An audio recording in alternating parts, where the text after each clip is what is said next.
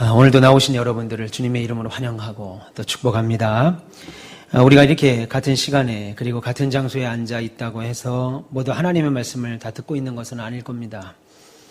또한 같은 말씀을 함께 들었다고 해서 그 말씀에 대해서 동일한 반응을 보이는 것도 아니죠.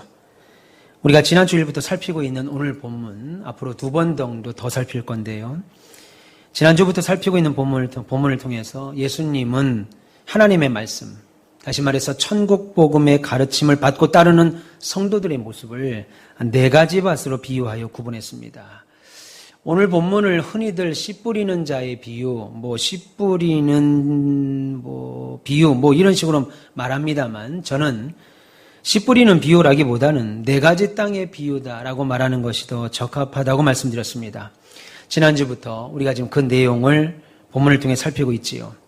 첫 번째 밭은 길과 같은 밭이었습니다. 그리고 오늘 2번째로 나눌 밭은 돌밭입니다. 아울러서 다음 주에 나눌 밭은 가시밭이고 마지막으로는 좋은 밭을 한번 살펴볼 겁니다. 오늘은 주님이 말씀하신 4가지 밭 중에서도 2번째 밭인 돌밭을 중심으로 말씀드리도록 하겠습니다. 그러기 위하여 우리가 먼저 다시 기억해야 될 것이 있는데, 오늘 본문에 나오는 씨앗은 11절에 보니까 하나님의 말씀이다, 그렇게 말합니다. 씨 뿌리는 사람이 씨를 뿌리는데 그 씨가 하나님의 말씀이다 라고 말했고, 그리고 밭은 그 말씀을 듣는 여러분들의 지금 마음 상태다 라고 말하지요. 그래서 우리는 지난 주일에 길가와 같은 밭의 마음을 소유한 사람에 관해 말씀을 나누었죠. 그러면 지난주에 못 들으신 분이 계시니까, 그러면 길과 같은 밭의 사람은 누구라고 했습니까? 우리가 잠시 한번 돌아보면 그 사람은 말씀을 들을 때 아무런 반응을 보이지 않는 사람이라고 했습니다. 다시 말해서 이렇게 예배 자리에 나왔습니다. 어려운 시간을 내서 예배 자리에 참석했지만 돌아갈 때는 말씀에 대하여 어떤 기억력도 없이 돌아가는 사람, 예배 시간 내내 다른 생각만 하고 앉아있다가 돌아가는 사람이거나, 혹은 예배 시간에 졸다가 설교가 끝날 때쯤 희한합니다. 설교가 끝나면 그 졸음이 싹 없어져요. 정신 차리고 가는 사람들이 여기에 속합니다. 한마디로 말하면 예배에 나와서 2귀가 정상적으로 작동하니까 듣기는 듣습니다. 목사님 설교가 들리기는 들려요. 그런데 참된 깨달음이 없는 사람이라는 거예요. 그러므로 결과적으로 그들은 말씀에 대한 믿음의 반응이 없죠. 하나님의 말씀을 들었는데 1달도 아니고 2달도 아니고 1년 이상, 그 이상으로 말씀을 들었는데 그 믿음에 대한 반응이 없는 사람들입니다. 본문대로 말하자면 새들이 땅에 떨어진 씨를 보고 날아와서 그 씨를 쪼아 먹는 것처럼 마귀가 이 시간에 들려지는, 여러분의 마음밭에 들려지는 하나님의 말씀을 빼앗아가는 것, 빼앗아 가버린 사람, 그 사람들이 길과 같은 밭이다 라고 말씀을 드렸습니다. 여러분, 마귀는요, 지금 천국 복음이 선포되는 이곳에서 우리의 마음밭에 떨어진 하나님의 말씀을 빼앗아 가려고 열심히 활동합니다. 아닌 것 같아요? 여러분, 성경에 보면 예수께서 죽으시기 전에 마지막에 제자들을 앉혀놓고 성만찬을 합니다. 예수께서 성찬을 집례하는 그 자리에 마귀가 와서 가룟 유다에게 예수를 팔 생각을 넣었다, 그렇게 말합니다. 예수가 성찬을 베푸시는 그 자리에 마귀가 왔다 이겁니다. 그러니 여러분, 이 자리는 하나님의 영광을 받으시는 자리임에 동시에 마귀가 와서 이 현장에서 여러분 마음밭에 떨어진 하나님의 말씀을 빼앗아 가려고 마귀가 열심히 활동하고 있다고요. 왜요? 여러분들이 복음을 깨닫지 못하도록, 그래서 여러분들이 복음을 듣고 믿어 구원을 얻어 믿음의 장성한 분량까지 자라야 되는데, 예수를 믿는다는 것은 시간이 지나면서 우리 저렇게 사무실에 오늘 아이가 시간이 지나면서 유치원도 가고 초등학교도 가고 중학교, 고등학교, 대학도 가고 시집장가도 가고 자꾸만 시간이 가면서 자라야 되는 것처럼 신앙도 시간이 자라고 말씀을 들으면 계속 믿음의 장성한 분량으로 성장해야 되는데, 마귀가 그러지 못하도록 마귀가 지금도 여기서 열심을 낸다고요. 여러분, 그 마귀는 더운 날이라고 휴업하는 적이 없고 추운 날이라고 결건하는 법도 없습니다. 비가 와서 눅눅하다고 오늘 하루만 좀 쉴까 하지도 않습니다. 여러분들은 결석하는 주일이 있을지 모르지만 이 마귀는 우리에게 찾아오지 않는 주일이 없어요. 우리에게 기쁜 날이나 슬픈 날 가리지 아니하고 말씀의 씨앗이 뿌려지는 곳에는 늘 찾아와서 구원의 말씀을 여러분들에게서 빼앗아갑니다. 따라서 여러분들은 항상 여러분들의 영혼의 유익과 만족을 위하여 여러분의 마음의 밭이 길과 같은 밭이 되지 않도록 날마다 돌아보시고 조심하시고 또 조심하셔야 돼요. 그 이야기를 지난주에 드리면서 그렇게 하지 않기 위하여 우리는 예배 중에라도 늘 기도하는 마음으로 목사를 위하여 성도들을 위하여 예배의 승리자가 되기 위하여 기도하며 함께 해야 된다고 말씀을 드렸습니다. 그런데 오늘 본문, 우리가 다시 읽어보시는 오늘 본문을 통해서 확인하는 또 하나의 사실은 농부가 밭에 나가서 씨를 뿌릴 때 그 뿌리는 씨들이 다 길가에만 떨어지지 않는다는 거예요. 길가에만 모든 씨가 떨어지는 것이 아니고 오늘 본문에서와 그리고 오늘 본문과 동일한 내용이 기록된 마태복음 13장에 보면 덜어는 그 중에는 흙이 얇은 돌밭에도 떨어진다라고 말씀합니다. 그러면 오늘 본문에서 말하는 성경에서 말하는 돌밭은 어떤 밭일까요? 어떤 밭을 오늘 성경은 돌밭이라고 말할까요? 오늘 돌밭을 본문 6절에서는 이렇게 말합니다. 바위 위에 떨어졌다. 그리고 마태복음 13장 5절에는 흙이 얕은 돌밭에 떨어졌다. 그렇게 말씀합니다. 따라서 오늘 본문이 말씀하는 돌밭은 우리가 흔히들 생각하는 흙과 돌이 막 섞여 있는, 아니 흙보다 좀 돌이 많은 자갈밭, 강가에 있는 자갈밭을 말하거나 아니면 뭐 돌들이 많은 틈에 얼마간이 있는 얕은 그 흙에 씨앗이 떨어졌다거나 혹은 시멘트 길이 있습니다. 근데 그 시멘트 길이 갈라져 가지고 그 사이에 싹이 피는, 꽃이 피는 경우들이 있잖아요. 그런 것처럼 시멘트 길 사이에 작은 틈에 있는 흙의 씨앗이 떨어졌다는 그 말이 아닙니다. 오늘 본문에 나오는 말은 바닥은 온통 돌인데 그 돌 위에 흙이 한 3cm에서 한 5cm 정도, 한 요 정도 두께로 돌 위에 흙이 쫙 깔려 있다라는 뜻이에요. 우리 교회가 예배당을 칠 때 처음 예배당을 이제 예전에는 없었는데 2000년대 넘어오면서 법이 바뀌어서 공사를 하려면 땅의 지질 검사를 합니다.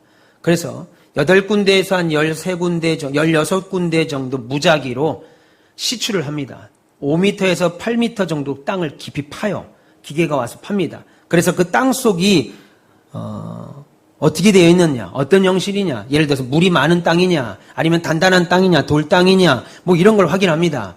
무작위로 구멍을 뚫기에 이제 그 평수에 한해서 저희는 한 16, 14번 정도를 시추를 했습니다. 그리고 레이저로, 비파기로 검사까지 한 결과 우리 교회 밑에 차돌, 아주 큰 차돌이 밑에 있어요. 그래서 땅을 팔 수가 없었습니다. 지하를 팔 수가 없어요. 팔려 그러면 다이너마이트로 폭발을 하고 포크레인으로 찍어서 될 게 아니었어요. 그래서 공사비가 상당히 많이 20억 이상 30억 가까이 상승하는 일이 있어서 지하를 안 파게 됐죠. 근데 감사하게도 밑에 차돌이 있어서 더군다나 차돌이 있는 데다가 우리 교회가 이 지역에 있는 예배당보다 어떤 건물보다 내진 설계를 높게 잡았습니다. 그래서 설계사가 하는 말씀이 목사님 교회에서 진도, 강도 8의 지진이 교회 밑에서 여기가 근원지라고 해도 교회는 무너지지 않습니다. 그 얘기를 하더라고요. 그러니까 우리가 무너지면 여기 다 없는 거예요. 지진 나면 어디로 와야 돼요? 그렇죠. 그거 말씀드리려고. 바닥에다 돌이다 이거면 돌. 큰 차돌. 그래서 기계를 해서 바닥에 기초를 깎아야 되니까 3m까지만 파고 그리고 나머지는 돌이 나오더라고요. 한 1.5m까지는 흙이 나오고 그 뒤로는 돌이 나와서 바닥 1.5m 정도 더 팠던 기억이 납니다. 그런데 우리는 특별한 땅이고 우리 교회 건축하는 땅은 특별한 땅이고 우리 교회 옆에 외부 주차장부터 우리 교회를 가로로 돌이 관통하고 있어요. 그런데 그런 내용입니다. 오늘 본문이. 그런데 우리는 이런 땅을 잘 이해하지 못하죠. 왜냐하면 우리나라는 어디를 가도 흙이 좋은 땅이 좋은 흙이 대다수입니다. 그래서 어디를 파도 막 황토가 나오고 부드러운 흙이 나오는 땅이죠. 따라서 우리나라는 식물이 잘 자라고 수확도 잘 되는 토양을 가진 나라가 저와 여러분이 사는 이 땅입니다. 그런데 이스라엘 지역은 그러지 않아요. 땅이 온통 돌이고 산도 돌산입니다.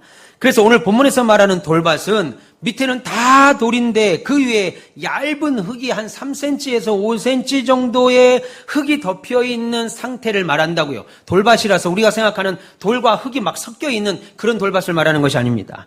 그런데 오늘 그 돌밭의 문제를 오늘 본문은 뭐라고 말하냐면 씨앗이 그 바위 위에 떨어짐에 습기가 없어 말랐다라고 오늘 본문은 말하고, 마태복음에서는 이렇게 말합니다. 흙이 깊지 아니하므로 곧 싹이 나오나 해가 돋은 후에 타서 뿌리가 없으므로 말랐다 이렇게 말합니다. 한마디로 돌밭에 떨어진 씨앗의 문제는, 이 돌밭의 문제는 땅이 깊지 않으니까, 땅에서부터 올라오는 습기가 없으니까 곧 말라 죽는다는 거예요.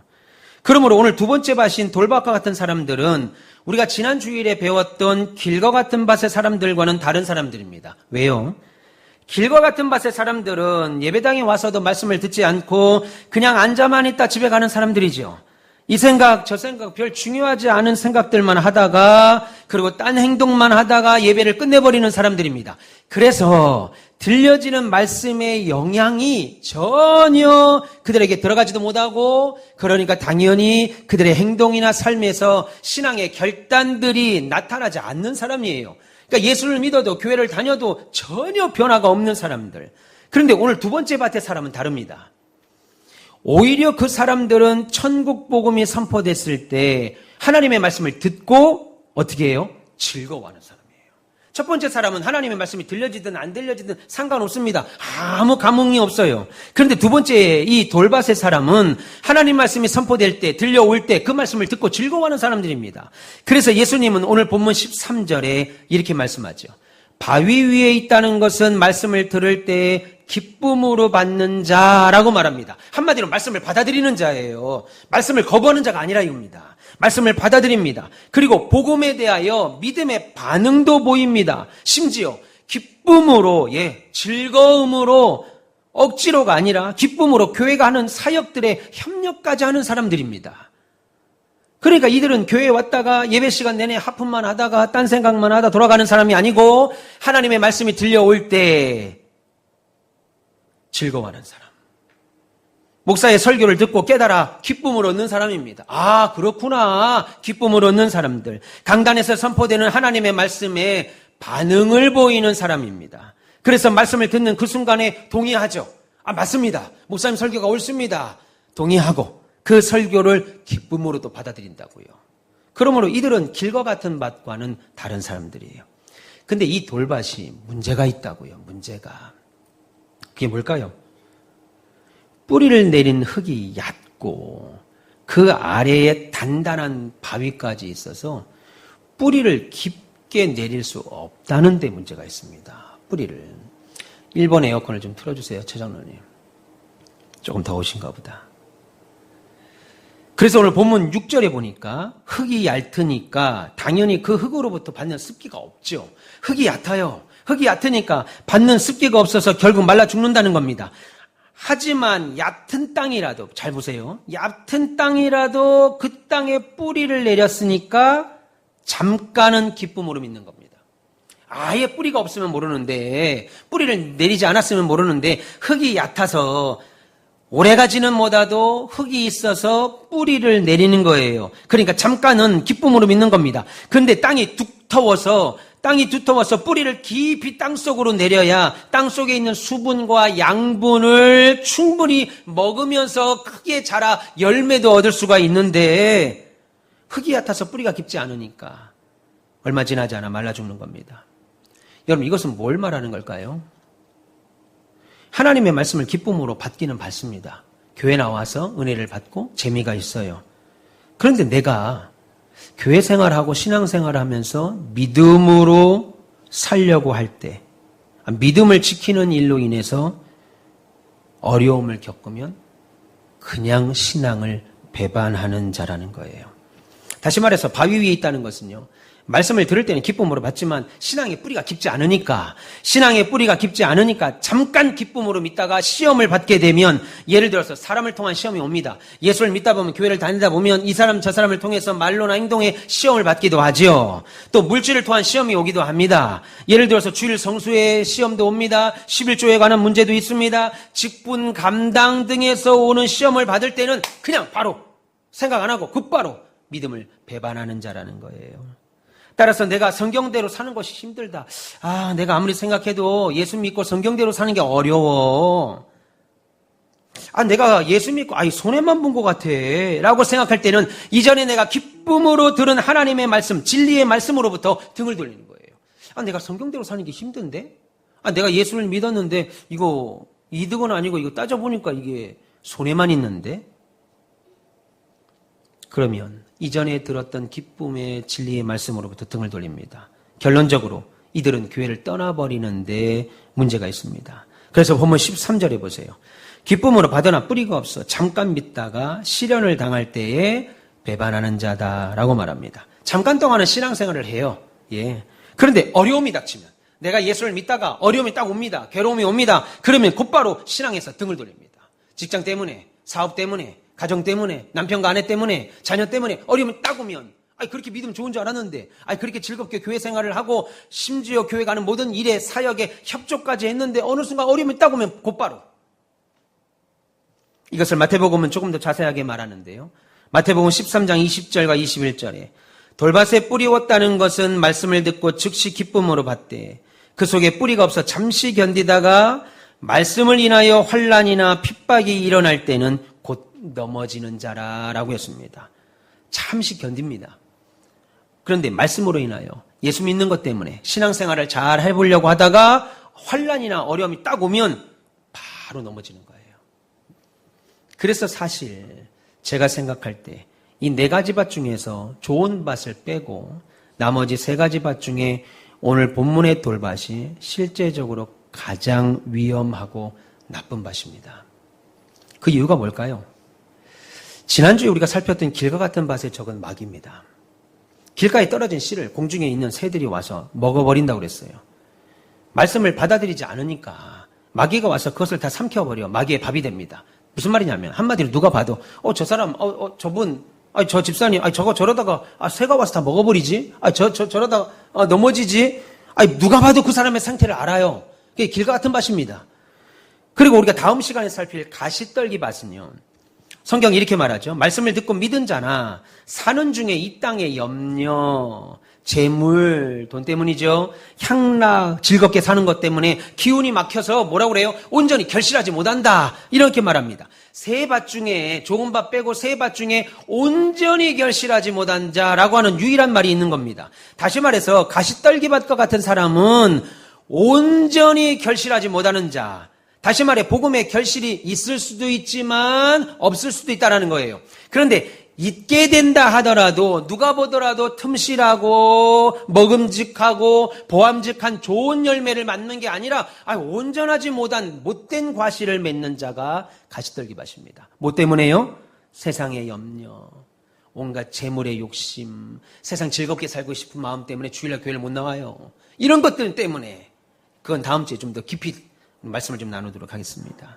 근데 어쨌든 좋은 것이든 나쁜 것이든 어떤 형태로든 열매를 맺는 사람이 가시떨기밭이에요. 그런데 오늘 돌밭과 같은 사람들의 가장 큰 문제는 길가와 같은 밭의 사람들처럼 뿌리도 제대로 내리지 못할 뿐 아니라 결국은 믿음을 버리고 첫째 사람은 믿음 없는 사람이다 라고 누가 봐도 봄입니다. 근데 둘째 사람은 믿음이 있는 것 같았어요. 열심히 기도회도 나오고 찬양도 하고 심지어 주를 위하여 헌신도 하고 막 기뻐요. 근데 어느 순간 어려움이 딱 찾으면 안 보여요, 교회에. 그런 사람들. 믿음을 버리고 교회를 떠나는 데 있습니다. 한마디로 돌밭의 사람은 내 문제 때문에 자신이 당한 문제 때문에 결국 신앙을 버리고 교회를 떠난다는 겁니다. 여러분, 우리 육신은요 항상 편한 것을 무엇보다 중요하게 생각하죠. 여러분들이 의자에 앉을 때도 이 의자가 불편하면 안 앉잖아요. 그러니까 커피숍의 의자들이 어때요? 푹신합니까? 안 푹신하잖아요. 빨리빨리 먹고 나가라 그러잖아요. 너무 푹신하면 오래 있으니까 그건 다박 얘기고 젊은이들이 커피숍은 의자가 딱딱해요. 너무 오래 앉아있으면 안 되니까 빨리빨리 나가라고. 여러분이 앉는 의자가, 소파가, 집에 있는 소파가 너무 불편해요. 그럼 당장 갈겠죠. 소파도 부족해서 요즘은 어때요? 집에 안마 의자까지 있어요. 누우면 알아서 누워가지고 팔다리, 종아리, 발가락까지 다 주물러 줍니다. 왜 그런 거 사요? 편안하려고. 예. 우리 육신을 위해서 사는 거 아니겠습니까? 나쁘다는 말이 아닙니다. 예. 편안하려고 사는 거죠. 우리 육신은 항상 내가 편한 것을 무엇보다 중요합니다. 신발 불편하면 살지 못하지. 아무리 명품이라도 불편하면 안 신어요. 그래서 내가 좋은 것 찾고 좋은 거 먹고 좋은 거 타고 다니고 좋은 거 입죠. 그래서 그 유익을 얻기 위하여 노력하며 새벽부터 나가 밤 늦은 시간까지 일하시는 거 아니겠어요? 그런데 그런 자세로 내게 유익을 위하여 세상을 사는 것처럼 그런 자세로 세상도 살고 그리고 교회에 나와서 신앙생활도 하게 되면 그래서 신앙생활 중에 은혜를 받습니다. 목사님 설교에 동의도 하고 은혜도 받는데 그래서 교회를 나올 때는 기쁘다가도 사는 일에 고생이 딱딱 치면 내가 사는 일에 어려움이 생기면 곧바로 넘어지는 자. 그래서 내게 힘든 상황이 오기라도 하면요. 그 상황에서는 내가 지금 믿는 하나님의 말씀이 진리인지 아닌지 아무 의미가 없습니다. 내가 지금 신자로서 바른 길 가고 있다고 하는 영광도 아무 필요가 없어요. 직장 때문에, 사람 때문에 내가 이 일을 맡았는데 아무 상관없습니다.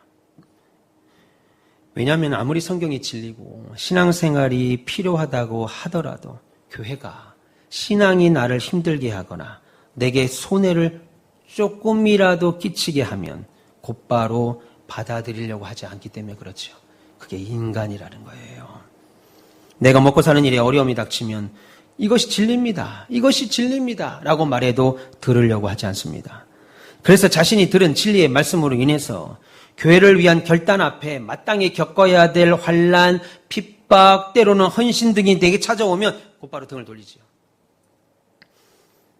마치 자신의 배고픔 하나 때문에 장자의 축복을 한 그릇 팥죽에 팔아버린 에서와 같은 사람입니다. 야, 내가 죽게 생겼는데 집사가 뭐 필요하냐? 야, 내가 죽게 생겼는데 뭐 장로가 뭐 필요하고, 야, 내가 죽게 생겼는데 교회가 뭐 필요하냐? 야, 내가 죽게 생겼는데 무슨 주일 성수냐, 11조냐? 이렇게 말하는 사람 상당히 많습니다. 내가 지금 배고파 죽게 됐는데 장자의 축복이 무슨 의미가 있냐. 그래서 장자의 축복권을 팥죽 한 그릇에 팔아버리죠. 그래서 성경은 뭐라고 그래요? 히브리서에 에서를 향하여 망령된 자다. 망령된 자가 잘 못 알아들으면 정확히 말씀드릴게요. 야, 얘 미쳤네. 야, 에서 걔 미친놈이네 그거. 그 말입니다. 여러분, 돌짝밭의 비유는 이런 사람들을 향해 하는 말씀이죠. 오늘 귀한 시간을 내고 예배 시간 나오신 여러분들은 왜 믿음을 택하셨어요? 왜 예수 믿기로 결정하신 거예요? 왜 이 시간에 교회에 나오셨어요? 왜 제 입에서 나오는 하나님 말씀을 듣고 맞아, 그렇게 내가 살아야지, 맞아, 하나님 말씀대로 살아야지 하고 신앙을 계속 이어가기로 선택하시는 겁니까? 예수 믿으면 복 받는다고 해서 교회를 다니는 거예요. 가정도 잘 되고 이왕에 뭐 교회 다니면 사업도 잘 된다고 하니까 신앙을 선택하셨습니까? 아니면 하나님 말씀이 천국 복음이기에 오신 거예요? 우리가 뭐 때문에 여기 앉아서 하나님 말씀을 듣는 걸까요? 저는 지금까지 사역을 하면서 기쁨으로 말씀을 받은 후에 쉽게 등을 돌리는 성도들을 수없이 봤습니다. 하나같이 마지막에 하는 말씀이 다 이 말이에요. 목사님, 교회 다녀봐도 뭐 별거도 없던데요. 사업도 그렇고, 뭐, 가정도 그렇고, 자녀들의 진학도 그렇고, 앞날도 그렇고, 뭐, 신통하니, 뭐, 하나 뻥 뚫리는 게 하나도 없던데요. 그렇게 돌아서는 사람들이 많았습니다. 오히려 목사의 설교에 은혜를 받고, 신앙생활에 연조가 쌓이지요. 그리고 직분을 받고 나니까, 교회가 나를 피곤하게 하는 거예요. 예전에는 집사가 아닐 때는, 권사가 아닐 때는 새벽기도 안 나가도 한 말 안 하더니만, 집사 주고 권사 주고 새벽기도 안 하면 괜히 눈치 주는 것 같아요. 피곤해.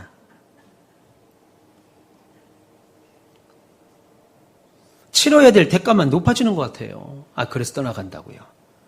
하나님의 백성들이 누리는 축복만 보고서 교회에 출석한 사람들이 겪게 되는 상황입니다. 제가 예전에 섬기던 교회에서 퇴근을 하려고, 6시 넘어서 퇴근하려고 이제 가방을 싸고 있는데, 어떠한 남자분이 부리부리 막, 불이 이렇게 막 문을 두드리고 들어왔어요.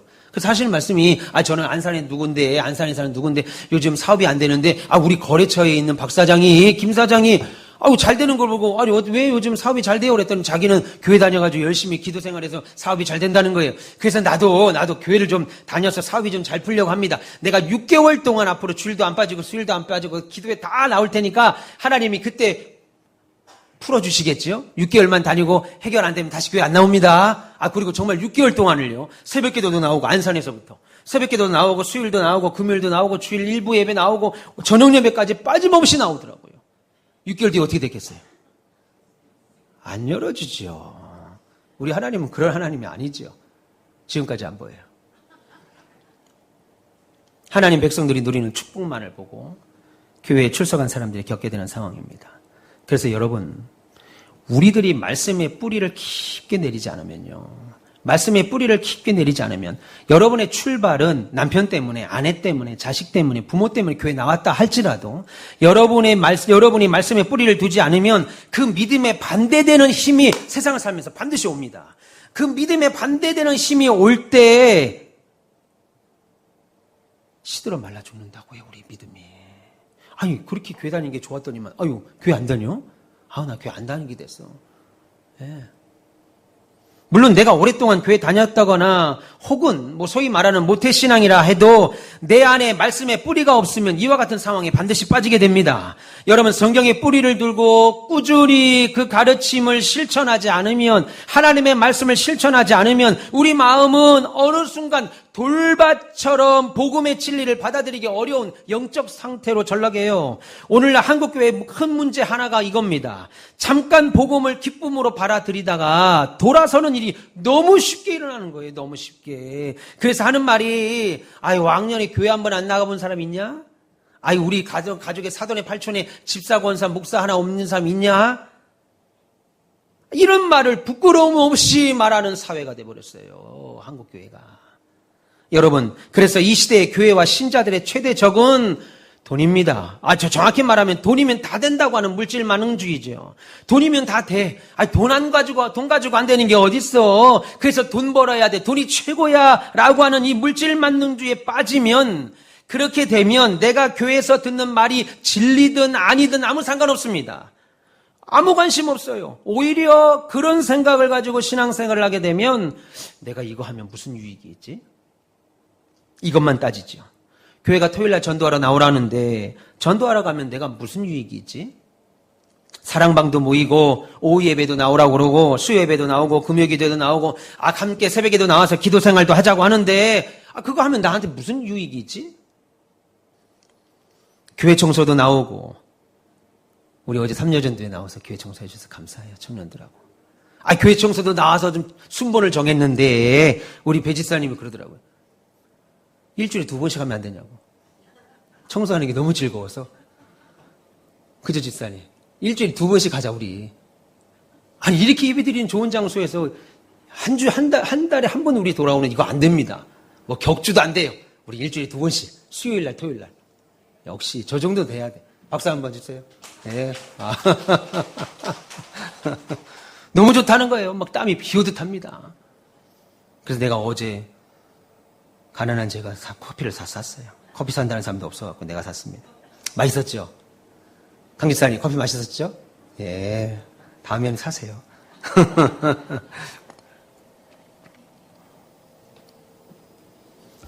교회 청소 나오라고 하는데, 오늘 예배 끝나고 풋살 대회도 있어서 같이 가서 응원도 하고 공주 찾아고 하는데, 그거 하면 나한테 뭐가 유익이 생기지? 여러분, 만약에 우리에게 주어질 유익만 생각하고 신앙을 선택하잖아요. 그러면 인생 살 때 반드시 태풍이 붑니다. 핍박이 옵니다. 그것도 믿음 때문에 겪게 되는 어려움이 찾아오면 어디에 설 자리가 있겠어요. 제가 환난이고 핍박이라고 하니까 엄청난 폭우, 태풍 얘기 생각할지 모르지만 그렇지 않습니다. 오히려 성경대로 살려고 할 때, 말씀대로 살려고 할 때, 오히려 예수 믿는 사람답게 살려고 할 때 지불해야 되는 모든 종류의 크고 작은 어려움들이 다 여기에 속합니다. 예를 들면 제대로 내가 이제부터 주일 성수를 제대로 해야지, 내가 주일날 잘 지켜봐야지 마음 먹으니까 주일날 아침에 비가 와요. 비 맞으면 눅눅한데 우산 쓰고 가려니까 불편하기도 하고 운전하려니까 또 불편하기도 하고 오늘만 주일이냐? 다음 주부터 시작하자. 다음 주부터 가자. 이 고민을 이기는 것부터 출발한다고요. 예, 주일날 나오냐 안 나오냐 요 고민을 이기는 것부터. 여러분 우리는 환란이라고 하면 막 일제강점기에 신앙 때문에 뭐 고문을 받고 6.25 때 막 공산당 쳐들어와서 우리의 생명이 막 예수 믿으면 다 죽인다고 하는 위협받는 그런 환란 생각합니다. 그런데 여러분 그런 환란은 여러분이 사시면서 한 번 만날까 말까입니다.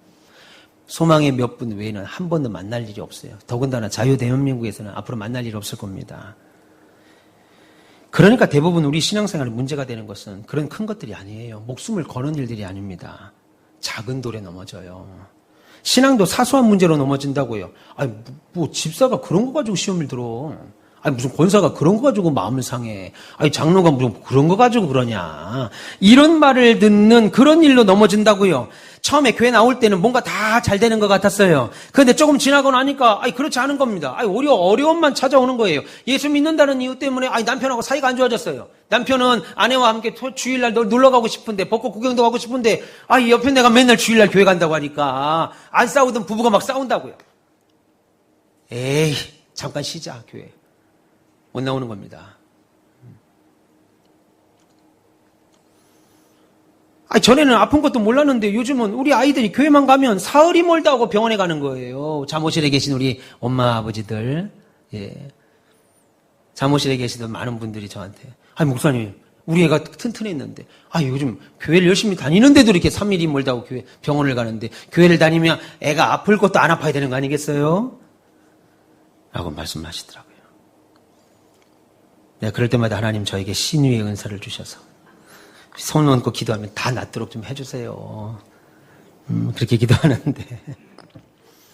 그래서 여러분, 내 유익을 위해서 교회를 다니면 그런 신앙은 믿음의 바람, 시험의 바람이 불어치면 그냥 단번에 무너집니다.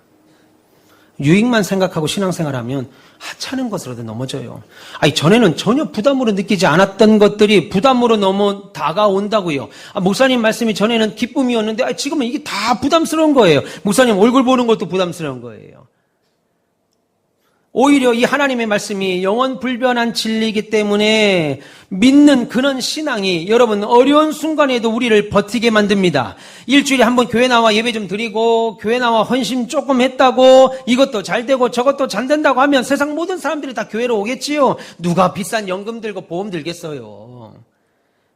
따라서 내 유익 때문에 믿는 신앙은 아주 작은 일에도 넘어지게 되고요. 시험에 빠지게 됩니다. 누가 뭐라고 한 적도 없습니다. 시험에 빠져요. 따라서 성경에 뿌리를 두고 꾸준히 그 가르침을 실천하지 않으면 우리 마음밭은 돌밭처럼 복음을 받아들이기 어려운 상태가 된다고요. 그래서 여러분 신앙생활이라는 건 간단하게 생각하면 안 됩니다. 신자라고 해도 사고 납니다. 신자라고 해도 다칠 수 있고요. 신자라고 해도 망할 수 있습니다. 누가 봐도 신실한 장로님이고 권사님이고 집사님인데 세상 사람들이 당하는 환난을 똑같이 당해요. 그래서 신앙생활을 하면서 우리는 한계를 느끼죠. 아, 예수를 믿는데도 인간적인 한계를 느낍니다. 그러면 그런 신앙생활이 예수를 믿으면 우리 생각은 형통이 오고 기쁨이 오고 감사가 오고 날마다 잘 되는 것만 와야 되는데 예수 믿으면 믿을수록 믿음의 직분이 높으면 높을수록 헌신하는 건 더 많아져야 되고 어려움과 환난이 막 찾아와서 내게 괴로움을 준다고요. 그렇게 되는 유익이 왜 그럴까요? 하나님이 왜 그렇게 일하실까요? 그 일의 유익이 뭘까요? 여러분 우리가 눈에 보이는 환난, 어려움, 인간의 한계를 겪지 않으면 눈에 보이지 않는 하나님을 의지하겠습니까? 하나님 찾겠습니까? 자녀가 아파야 하나님께 나오지요. 사업이 안 돼야 하나님께 나오지요. 직분 감당하다가 막 속이 상하는 일이 생겨야 하나님께 나오지요. 아, 왜 나보다 저 사람을 더 내가 섬겨야 되지? 하는 생각이 있어요. 하나님께 나오죠. 그래서 뭐라고 고백해요? 믿음의 선배들이 내가 산을 향하여 눈을 들리라. 내가 여지껏 눈을 본 게 어디냐면 돈이고 명예고 권세고 내 부모고 내 형제고 내 자녀고 나를 돕는 것이 다 거기서 나오는 줄 알았는데 아니라 이겁니다. 내가 눈을 들어서 산을 보리라. 내 도움이 어디서 올까? 나의 도움은 이 천지를 지으신 하나님에게서로다 라고 하는 고백을 하게 된다고요. 그제서야.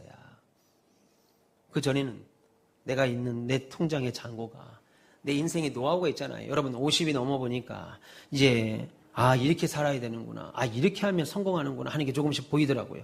그러니 여러분 60이 넘고 70이 넘으신 분들은 세상 이치라는 게 있잖아요. 열심히 공부하면 성공하고 열심히 노력하면 애쓰고 좋은 여자, 좋은 남자 만나야 되고 가능하면은 나를 힘들게 하는 사람들보다 로얄 패밀리들을 좀 만나야 되고 아, 돈은 있어야 되고 건강해야 되고 뭐 이런 것들이 다 있잖아요. 여러분 직장에서 살면서 생기는 인생 노하우들이 막 쌓인다고요.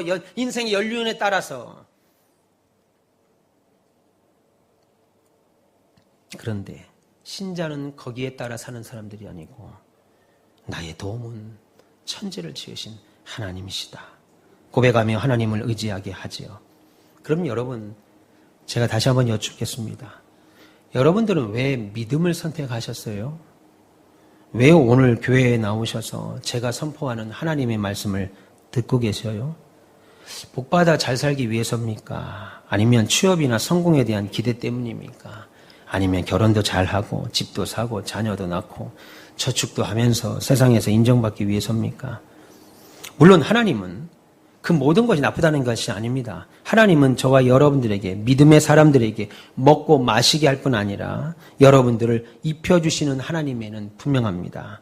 의식지 문제와 일용할 양식 구하라고 말씀하셨어요. 그러면 줄 거라고 말했습니다. 주님도 일용할 양식을 구하라고 하셨습니다. 그런데 우리들의 주요 관심사가 오직 잘됨에만 머물러 있다면 여러분의 하나님은 성경이 말하는 하나님과 다른 하나님이 됩니다. 내 입은 하나님을 부르는데 내용은 가나안 사람들이 구약의 가나안 사람들이 믿던 신들과 똑같습니다. 가나안 사람들은 2개 이상의 신을 믿었지요. 하나보다는 2개가 낫다고 생각했습니다. 그래서 바알과 아세라를 동시에 섬겼습니다. 바알은 농사가 잘 되는 풍요의 신입니다. 남자의 성기를 크게 만들어서 힘의 원천으로 삼았어요. 그리고 아세라 신은 자식을 많이 낳게 하는, 그래서 여성의 가슴을 많이 달았습니다. 아세라 목상 뭐예요? 쾌락의 신입니다. 풍요와 쾌락. 예. 돈이 많이 생기면, 여유가 생기면 좋겠다 해서 열심히 벌으면 그 번 거 가지고 내 육신이 즐거워하는 세상 문화도 즐기고 즐거워하는 일에 옷도 사고 먹을 것도 먹고 좋은 것들을 누리고 사는, 즐길 수 있으면 그것이 좋은 삶이라고 생각했습니다. 그런데 만약 우리의 신앙생활의 목적이 그와 같다면 세상에서 풍족하게 살고 그 풍족한 것을 세상에 나가서 좋은 문화생활하면서 누리며 즐겁게 사는 것이 우리가 신앙생활의 목적이라면, 그래서 교회 나와 잘 살기만을 바라고 내가 행복하기만을 바란다면 교회들마다 어떤 교회들 현수막에 크게 붙어 있습니다. 교회 나오면 행복합니다. 여러분, 그렇게 행복하기만을 원한다면, 그게 살아가는 목적이란다면 우리의 하나님은 성경이 말씀하시는 하나님과 다르다는 거예요. 오히려 하나님은 뭐라고 말합니까? 너희는 그의 나라와 그의 의를 구하라. 그리하면 모든 것을 너희에게 주겠다라고 말합니다. 우리의 생각은 어떤 말씀을 하셔야 돼요? 얘들아, 너 필요한 거 있지? 돈이 필요하니? 집이 필요하니? 땅이 필요하니? 필요한 거 있으면 기도해. 내가 그거 다 들어줄게. 얼마나 좋아요. 듣기만 해도 좋죠. 기도한다 그러면 좋은 차도 주고, 기도한다 그러면 좋은 집도 주고, 기도한다 그러면 명품 옷도 준다는데 얼마나 좋아요. 근데 성경은 그렇게 말하지 않는다는 거예요. 너희는 먼저 그의 나라와 그의 의를 구하라. 그리하면 이 모든 것을 더하실 것이다. 천부께서, 하늘에 계신 우리 아버지께서 우리의 부족함을 안다 이겁니다. 우리 아버지 목사님이 저한테 그렇게 얘기를 하셨어요. 최 목사, 앞으로 살면서 가정을 위해서 살지 말고, 자녀를 위해서 살지 말고, 아내를 위해서 살지 마라. 이 말은 그들을 버리라는 말이 아닙니다. 최 목사, 네가 주를 위해서 헌신하고 살면 하나님께서 너희 가정을 지키실 것이다. 그러면 그 가정으로 다시 하나님께 영광 돌리라. 그렇게 얘기하셨어요.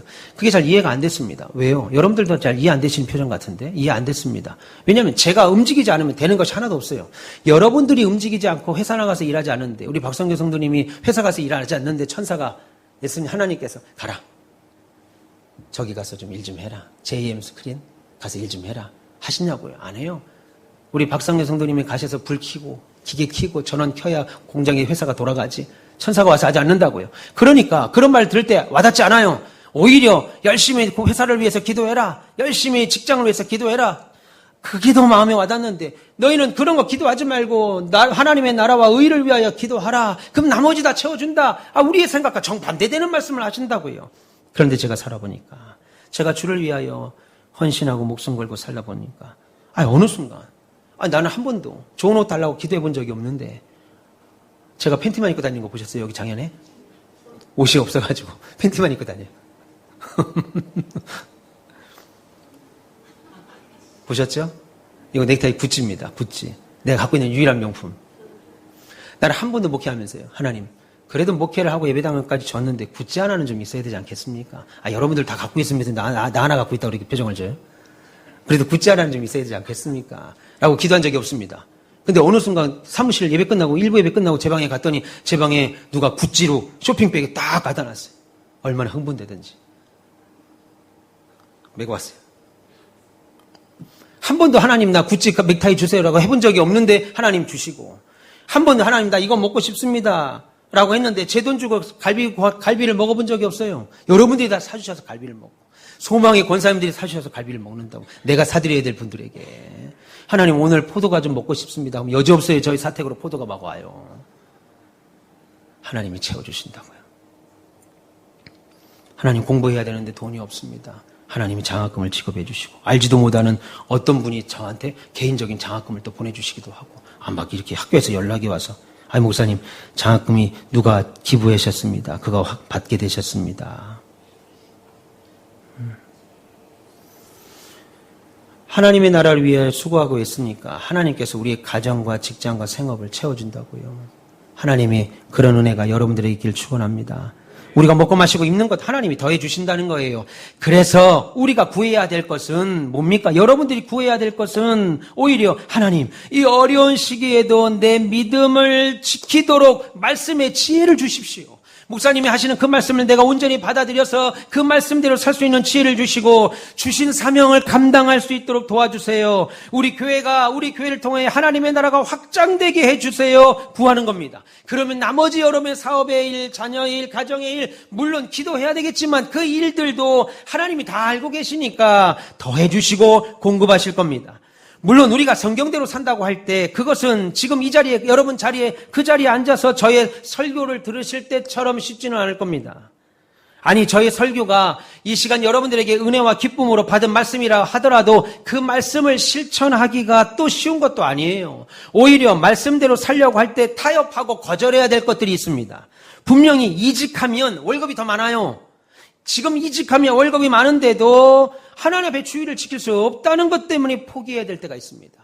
제가 청년부를 담당할 때 그런 청년이 제게 왔어요. 또 내가 원하는 과가 그 대학에 있습니다. 좋은 대학입니다. 그 대학에 있는데 그 학교가 이단과 사이비종교가 세운 학교라서 그 대학에 포기했던, 그 대학 진학을 포기했던 학생들이 있어요. 믿음 때문에 사랑하는 애인과 헤어진 사람도 있습니다. 목사님, 저한테 와서 눈물로 호소해요. 5년 동안 사귄 남자가 있었대요. 근데 무슨 시험을 잘 봤어요. 공무원 시험을 봐서 7급에 붙은 거예요. 7급 시험에 붙었어. 근데 딱 붙을 동안은 자기가 직장 다니면서 뭐 뒷바라지도 했겠죠. 뭐 하진 않았겠지만 어쨌든 도와줬어요. 근데 5년 뒤에 그 합격을 하고 나서 하는 말이 나는 예수쟁이는 싫다 그러더라고요. 이런. 그 저한테 펑펑 울어요. 목사님 어떻게 하면 좋아요? 나는 예수쟁이는 싫다는 거예요. 하나님이 그 말을 딱 듣자마자 그래? 그 말한 놈보다 더 좋은 멋진 놈 내가 주마 하고 딱 주면 좋은데 내가 기도할게. 믿음 때문에 사랑하는 애인과 헤어진다고요. 여러분, 그래서 말씀대로 산다는 것 때문에 외로움과 아픔을 겪게 됩니다. 부모와 다투게 돼요. 자식과 다투게 돼요. 그래서 성경이 뭐라고 그래요? 이 세상의 원수는 부모고 자식이라고 그럽니다. 믿음 때문에, 신앙 때문에 부딪히는 거예요. 다른 게 아닙니다. 그러나 내가 받아들인 것이 진리라고 한다면 끝까지 진리와 함께 기뻐하시길 결단하시면 좋겠어요. 여러분, 신앙생활은 장거리 마라톤입니다. 금방 뭔가 안 일어나요. 그런데 신앙생활을 100m 달리기로 생각하면 신앙생활 중에 우리의 기대에 못 미치는 일들이 생기죠. 이상하다. 교회를 등록했는데 잘 되는 것 같지 않아. 이상하다.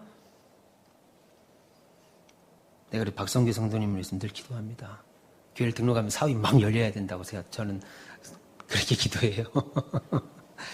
잘 될 겁니다.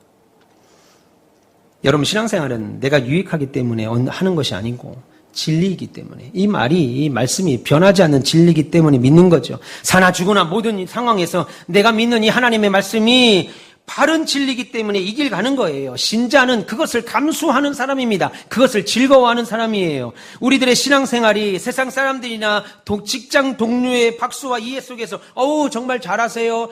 강윤정 팀장님 교회를 다니셔? 잘한다. 이거 어쩌면 좋아. 요즘 같은데 교회를 다니시네. 잘하세요 팀장님. 오늘 수요예배 있는데 수요일 일찍 퇴근 좀 하시지. 금요일 날 좀 일찍 퇴근하시지. 강 집사님, 우리 회사에서 팀장님이신데 대기업 다니세요. 근데 팀장님인데 LG그룹 다녀요. 남 잘 되는 거 자꾸 얘기해줘야죠. 예, 대기업 다니죠. 거기 지금 공대 나와서 거기서 지금 그 연구원 팀장으로 있습니다. 와, 나 저런 여성들 보면 진짜 하나님 복 주셨다고 믿어요. 예. 지금 그런데 회사에서 강 집사님, 회사에서 교회 다닌다고 막 칭찬해주고 보너스 더 주지 않죠. 연봉 계약할 때 교회 다닙니다. 웬일 교회를 다녀. 여기 1,000만 원 더 올려줘. 안 한다고요. 여기 안 해요. 오히려 교회 다니는 것 때문에 이거 말쟁이 아니야 이거. 오히려 마이너스를 받는다고요. 요즘 같은 때 교회를 다녀요 팀장님? 이런 소리를 듣는다고요. 그러니까 여러분, 교회 다닌다고 세상에서 박수 쳐줄 거 기대하고 생각하면 안 됩니다. 이상하다. 아내 말 듣고 나왔는데 왜 교회 다니는 것 때문에 피곤해지지? 남편 말 믿고 나왔는데, 엄마 말 믿고 나왔는데 교회 다니는 게 왜 이렇게 피곤해지지? 아닙니다. 세상은 끝없이 여러분들을 반대합니다. 그 모든 거 감내하셔야 돼요. 그 길 가는 것이 성도예요. 그 길이 예수님이 걸으신 길이고 믿음의 선배들이 걸은 영광의 길입니다. 성경은 뭐라고 그래요? 너희가 예수 때문에 애매한 고난을 받거든, 예수 믿는 것 때문에 고난을 받거든 뭐라고 그래요? 슬퍼하라, 기뻐하라. 왜요? 천국이 너희 것이다. 그렇게 말하죠. 나중에 보자. 드라마 보잖아요. 나중에 보자. 천국이 여러분 거라고, 여러분. 안소영 집사님, 예수 때문에 애매한 고난을 받거든 어떻게 하라고요? 그렇죠. 그렇게 한번 웃으세요. 그렇게 웃어야 돼. 기뻐하라 이겁니다. 천국이 집사님 거예요. 사랑하는 우리 가운데서의 별님 여러분, 여러분들은 오늘 말씀을 관심을 갖고 들으셨어요? 오늘 말씀을 듣고 두 가지 반응. 목사님 말씀이 맞다, 은혜 된다 하는 것과 혹 기분 나쁘신 분 계세요? 그것도 은혜 받은 겁니다. 근데 이것도 아니고 저것도 아니야. 그럼 은혜를 못 받은 거예요. 아니, 기분 나빠. 내가 그럼 돌짝 받은 말인가? 그것도 은혜 받은 거예요, 지금. 잘하시는 거예요, 그것도. 근데 아무렇지도 않아. 돌밭이 뭐지?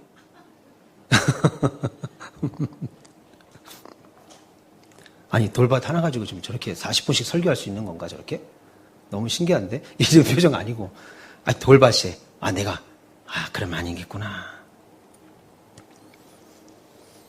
여러분, 말씀에 수긍하세요? 기꺼이 동의하세요? 그러면 말씀을 받을 때 기쁨으로 받지만 뿌리가 없어 잠깐 믿다가 시험을 받을 때 배반하는 자가 되지 않도록 날마다 자신을 돌아보십시오. 분명히 성경이 말합니다. 누구나, 아무나라고 했습니다. 예외 없습니다. 이거 초신자를 얘기하는 게 아니에요. 장로든 목사든 집사든 권사든 누구든 상관없이 다 걸립니다. 누구나. 내 기대에 벗어나는 상황이 생기면 넘어지죠. 예수 믿었는데 왜 이러지? 기대한 모든 이 유익 얻지 못하면 돌아설 수밖에 없습니다. 우리는 교회 오는 길이 즐겁고 좋은 날에만 찬양하는 것이 아니고 눈보라치는 순간에도 내가 선택한 이 진리로 인해서 기뻐하셔야 돼요. 신앙생활은 내가 유익이 있기 때문에 하는 것이 아니고 하나님의 말씀이 유일한 진리시기 때문에 믿고 따르는 겁니다. 그러니까 내가 받아들인 것이 진리라고 하신다면, 여러분이 지금 듣고 있는 것이 진리라고 하신다면 끝까지 이 진리와 함께 서서 진리와 함께 기뻐하시기를 결단하십시오. 성경은 뭐라고 그래요? 무릇 그리스도 안에서 경건하게 살고자 하는 자는 뭘 받는다고 그래요? 축복을 받으리라. 뭘 받는다고 그래요? 핍박을 받을 것이다. 무릇 그리스도 안에서 내가 경건하게 살려고 하는 사람들은 핍박을 받을 것이다. 이것이 성경의 가르침입니다. 여러분, 하나님의 나라에 들어가려면 많은 환난을 받아야 되고 어려움 반드시 예상하셔야 됩니다. 그럼에도 불구하고 우리가 믿는 이 진리를 포기할 수 없고 신앙으로 인해 오는 환난과 핍박에 대하여 움츠릴 수 없는 것은 하나님이 살아계시기 때문에 그래요. 할렐루야. 우리 하나님 살아계십니다. 내가 사랑하는 여러분, 하나님 말씀을 기쁨으로 받고 계세요? 그러면 잠깐 믿다가 시험을 받을 때 넘어지지 않도록, 오히려 풍성한 결실을 맺도록 여러분 자신의 쓴뿌리가 나지 않도록 돌아보셔야 돼요. 나만 아니라 다른 성도들도 함께 돌아보십시오. 그래서 이런 신앙의 결심, 각오, 내용으로 사는 성도의 삶이 얼마나 기쁜 것인지, 그 자랑은 또 무엇인지, 그 고통의 외로움에도 불구하고 이 길을 걸어가는 이유가 무엇인지, 그렇게 함으로 얼마나 하나님의 능력이, 크신 능력이 내 삶에 역사하시는지 확인하시는 새로운 한 주 되시기를 주님의 이름으로 축원합니다.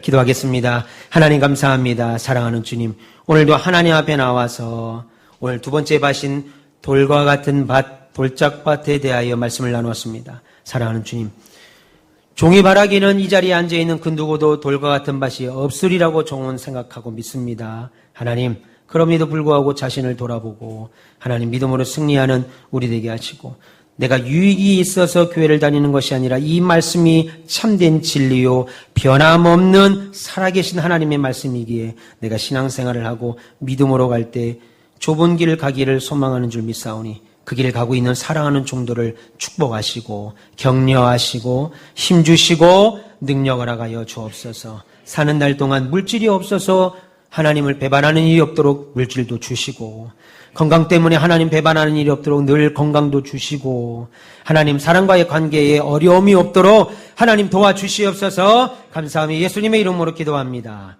아멘.